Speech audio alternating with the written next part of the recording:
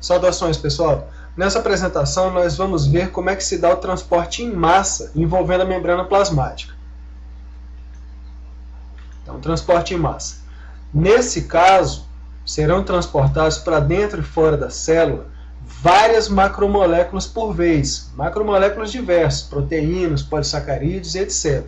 Ao contrário das modalidades já vistas de transportes ativo e passivo, que transportam moléculas pequenas, íons, né, e outras, e em quantidades menores. Então seriam moléculas menores ou íons e em quantidades menores. Já o transporte em massa, como o nome indica, são grandes quantidades por vez. Nós vamos admitir também que esse transporte em massa requer energia. Vamos generalizar admitindo que sempre vai requerer energia. As duas modalidades de transporte em massa são a endocitose e a exocitose.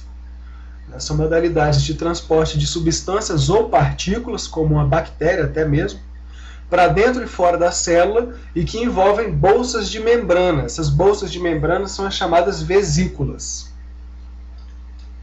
Então vamos ver as duas modalidades. Primeiro nós temos a endocitose, que é o transporte em massa para dentro da célula. Nós temos dois tipos de endocitose, a fagocitose e a pinocitose. Na fagocitose, o que a célula vai transportar para dentro dela, ou nós podemos também dizer o que a célula vai ingerir, vão ser partículas ou micro-organismos. Já na pinocitose, o que a célula vai ingerir são substâncias em solução aquosa. Então nós podemos dizer que na fagocitose, como o nome indica, fagein, que significa comer, a célula está comendo. E na pinocitose, a célula estaria bebendo. Então na fagocitose ela come, na pinocitose ela bebe. O processo que seria o contrário, digamos, seria a exocitose. Então, se na endocitose as substâncias são transportadas em massa para dentro da célula, na exocitose elas são transportadas para fora da célula. Então, como exemplos, nós podemos dar a liberação de neurotransmissores por parte dos neurônios e também a liberação de alguns hormônios. Vejamos então a fagocitose, um tipo de endocitose.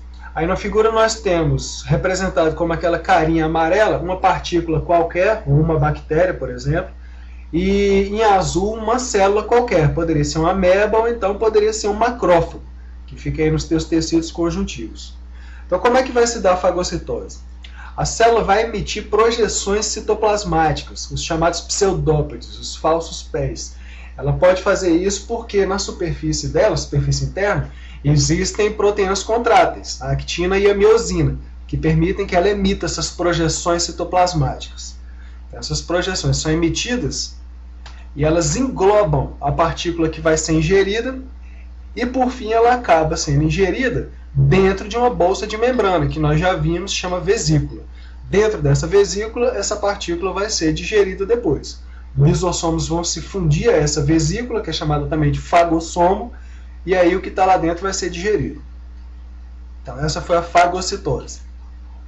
No caso da pinocitose, o que vai ser ingerido são substâncias em solução. Então nesse caso, o que vai acontecer inicialmente, como nós vamos ver aqui agora, é uma invaginação da membrana. A membrana ela se prolonga para dentro da célula. A membrana entra para dentro da célula. Mais ou menos assim. Uma porção da membrana vai entrando e se destaca formando uma vesícula. Então a membrana se invaginou, ou seja, ela se prolongou, se estendeu para dentro da célula e formou uma vesícula contendo as substâncias ingeridas, que aí, por exemplo, vão poder ser digeridas ou utilizadas para outra coisa.